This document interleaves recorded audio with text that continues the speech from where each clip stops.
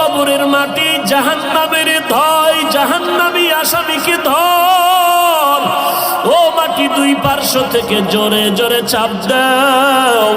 একটা মশার কামড় সহ্য করতে পারি না, কবরের চাপ কেমন করে সহ্য করবো রে বাবা।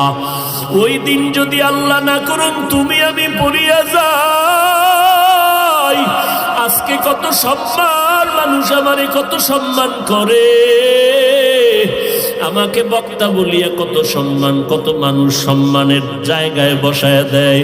কিন্তু আমি তো নিজে তাকায়া দেখলাম, জীবন ভর যত নামাজ পড়লাম আসলে নামাজের মতো নামাজ পড়তে পারি নাই। যেই নামাজে সাহাবায়ে কেরাম মাওলার সাথে দিদার হয়ে যাইত, ওই রকম একটা সেজদা আজ পর্যন্ত দিতে পারি নাই। যেইভাবে তেলাওয়াত করলে আমার আল্লাহ খুশি, ওইভাবে কোরআনটা তেলাওয়াত করতে পারি নাই। জীবনে মোনাজাত কত দিলাম, কলিজা ফাটা কান্না দিয়ে আমার মাওলার জন্য মোনাজাত দিতে পারি নাই।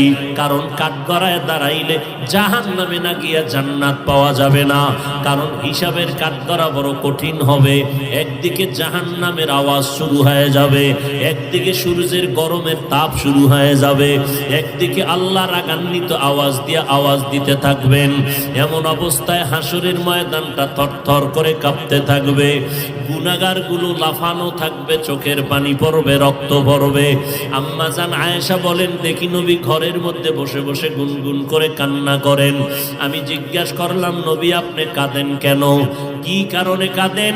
নবী বলেন, আয়েশা হাসরের ভয়ঙ্কর অবস্থার কথা মনে পড়েছে, এই জন্য আমি সহ্য করতে না পেরে কান্না করি। কেমন ভয়ঙ্কর অবস্থা হবে? নবী বলেন, আয়েশা ওই হাসরের ময়দানে সমস্ত মানুষ, নবী সাহাবী সবাই উলঙ্গ দাঁড়াবে, নারী পুরুষরা উলঙ্গ দাঁড়ায় যাবে। সূর্যটা মাথার উপরে আসবে, আল্লাহ বলবেন, ও সূর্য তোর যত তাপ আছে জমিনের মধ্যে ছাড়িয়া দে।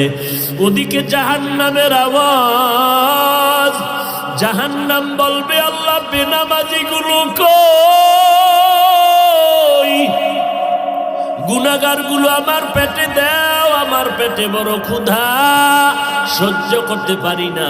আল্লাহ বলবেন, ও ফেরেশতারা জাহান্নামের গলায় 70,000 শিকল লাগাইয়া পেছনে টেনে ধর, যদি সামনে আগে আমি বিচার শেষ করতে পারবো না।